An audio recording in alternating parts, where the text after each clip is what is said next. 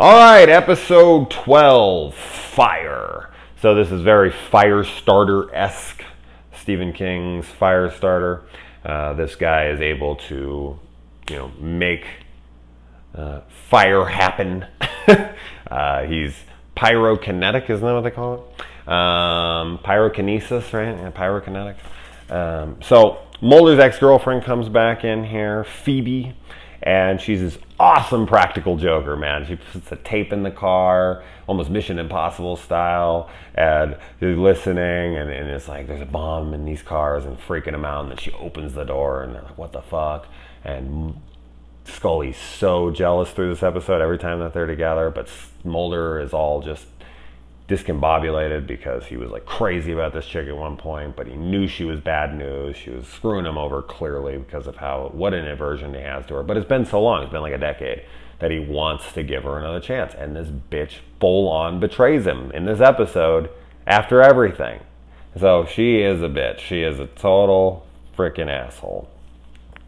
But as I said, more proof that Scully and Mulder are meant to be eventually.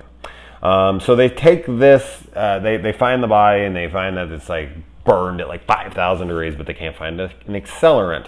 So they go over to Dr. Pyromaniac, and he just thinks it's gorgeous. Look at the flames and the salmon colors and all this. And so he thinks that it's rocket fuel or some kind of accelerant that would be able to burn so hot that it would burn up any traces.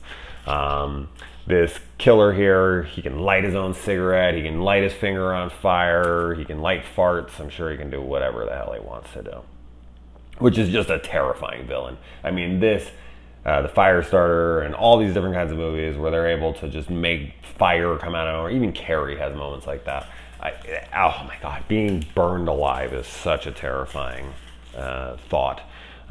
So he kills the guy in the beginning, and then he goes over to America to follow his chick, and he kills the caretaker before they get there so that he can pose as him. We find out in this episode that Mulder is terrified of fire. And then this guy goes out, and I'm not exactly sure why, but the killer, he goes out to the bar, and this girl's coming up and hitting on him. I mean, he could get laid, right? But no, instead he decides to show her a magic trick, light his finger on fire, then light his whole arm on fire, and then light his whole body on fucking fire. And I think just his arm at first, and then he puts it on the bar, which lights on fire. How much alcohol is on the fucking bar, man? This guy never cleaned his bar? Jesus Christ. Maybe he knocks down a drink first, I don't know. But then we find out that chick in the bar that was hitting on him was cheating. I think whoever wrote this episode had somebody who had an affair on them or something, because a lot of people are cheating assholes in this.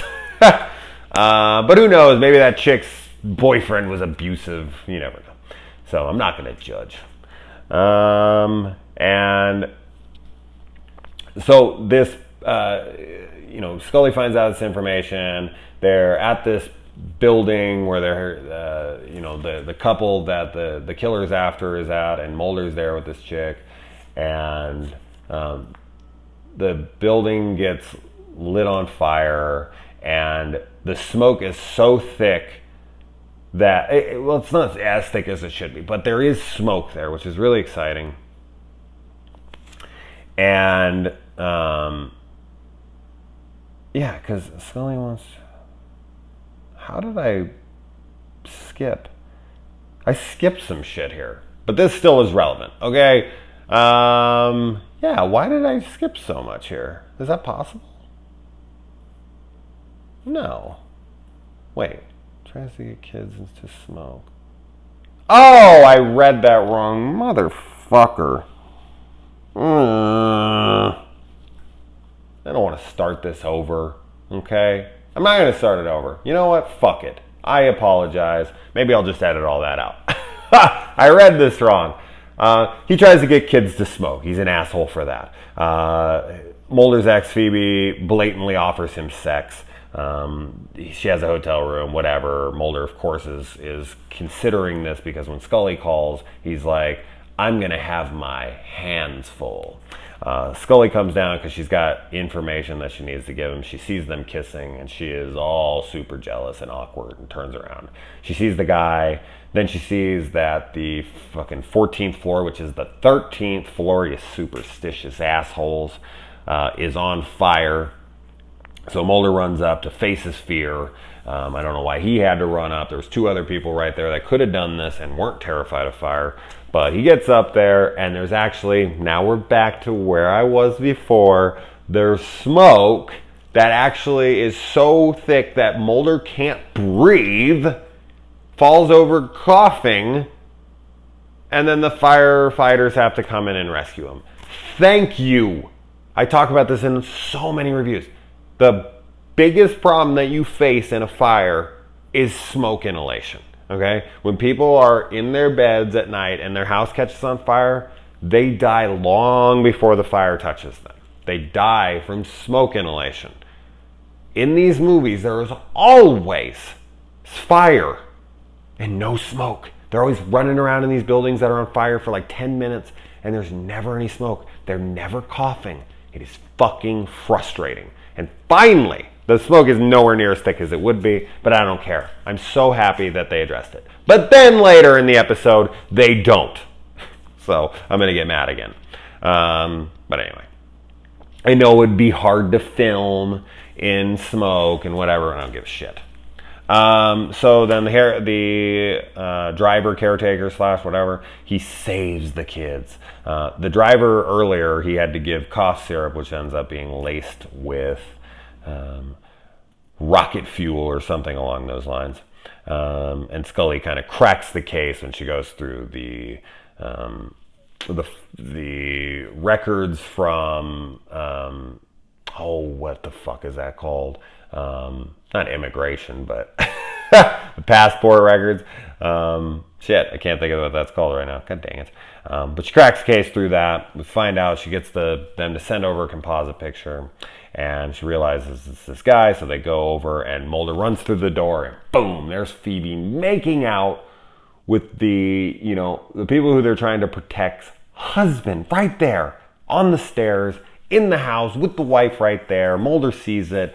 Boom, she's done for. Holy shit, man. Ugh. I mean, they didn't have a commitment or anything, but come on now. They find out that he doctored the paint in the house and everything with this kind of flammable substance. So I thought that was kind of cool. Like, he has the ability to, make sparks and fire happen, but he can't accelerate it. So he needs an accelerant that he puts on things. He puts in things. He laces things with things. So he gives that guy cough syrup laced with it, and then he burns them from the inside out. Oh my God, how horrible would that feel? You're like, oh my God, I have heartburn. Oh, you have worse than that. And then, he sets everything in the house on fire, the bed and the thing. So he's got everything laced. So I thought that was a really cool spin on it. Instead of just him being able to like make huge flames, like he actually has to have some help. And it burns so hot that there's just nothing left. And then Mulder goes to save the kids, and the parents seem to have no issues with this. They're not going to go help him. Earlier in the movie, Scully says that these people probably don't even tie their own shoelaces. They've had like 200 servants over the time that they've been, I don't know, that she looked back on anyway. So like, yeah, I might as well just let them go save the kids too. Lazy ass people. And so Phoebe comes out and she throws the accelerant on this dude, and somehow he sets himself on fire. You would think that he would be like, all right, I'm covered in accelerant. I shouldn't use fire, but he's a dumbass and he does. And he gets 5th and 6th degree burns all over his body. I didn't even know those were a thing.